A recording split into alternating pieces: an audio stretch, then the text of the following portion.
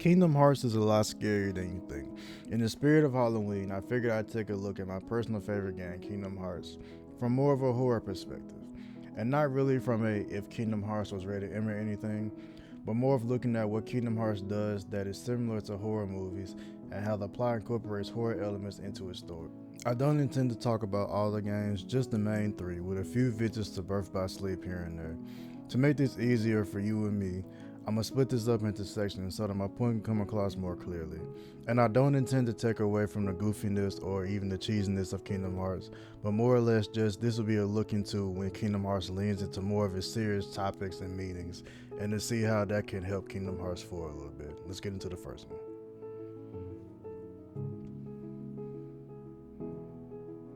Kingdom Hearts has a unique way of revealing its villains and their motives, whether it's to rule the world or have infinite power.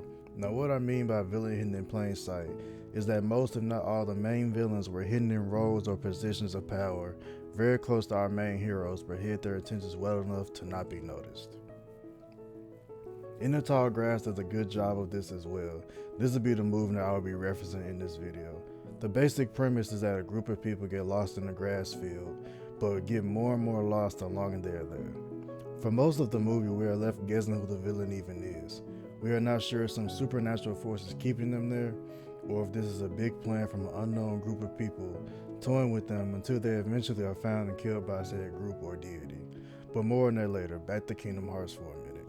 In each of the mainline games, mainly 1 and 2, the real villain is not revealed until almost the end of the game, mainly because we don't know their motives yet and why any of this is even happening. But this is something that Kingdom Hearts and In the Tall Grass do the exact same, is that they give you so many questions in the beginning, then answer all of them in the last act.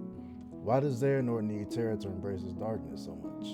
Why does Ansem hide his identity in the beginning of KH2? How did Mickey not notice the stranger Ansem took in was in Terra's body, but possessed by Xehanort?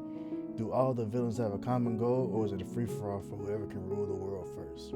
Most of these motives can be true at the same time, but Kingdom Hearts focuses on the reason why rather than the specific reason itself.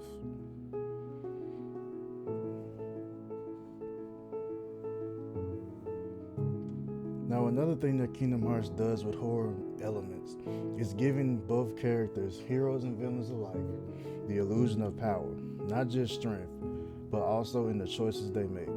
We see in Kingdom Hearts that Riku and Terra are the biggest victims of this, as they both are presented with this choice. Terra being more resistant to Maleficent and others manipulating him into further along in their plans, unknowingly, while Riku accepting this as a way to explore other worlds and gain freedom from his boring life on Destiny Islands that he believes there is more out there for him to discover, which ends up being the exact opposite, as he gets possessed by Xehanort while in the realm of darkness and being manipulated by Maleficent. Now we get into the time travel aspect.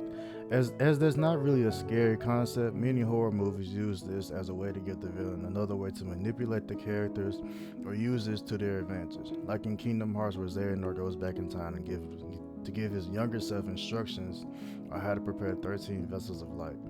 We see that in the Tall Grass, Ross is the biggest victim of this, as he believed the rock has given him some divine power, but actually he just becomes a murderer, keeping the group there reliving their deaths over and over.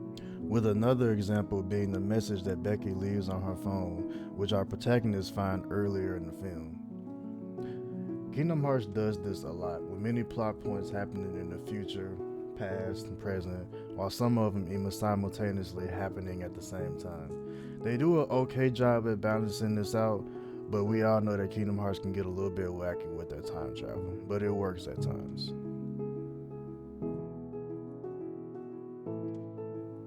In conclusion, and in the end all be all, I feel like Kingdom Hearts can really benefit from leaning towards its more serious side, as far as especially in the worlds and how it will help build the story. As we all know, Kingdom Hearts is known for its goofiness and its silliness, but at times the best scenes in Kingdom Hearts have been when they leaned into their more serious or the more dark tones.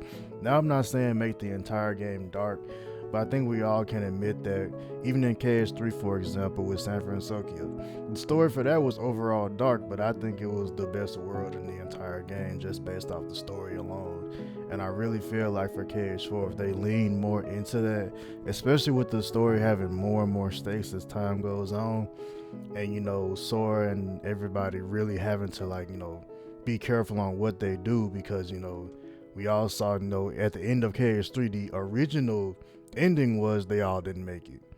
So I really feel like that for KH4, if they lean more toward their serious side and really try to amp up the story, I really feel like it could work. But that's just my take on Kingdom Hearts and how it has some horror elements, and I just wanted to explore that with y'all. I'm Mickey22, and if you like this video, like and subscribe for more. I'm out.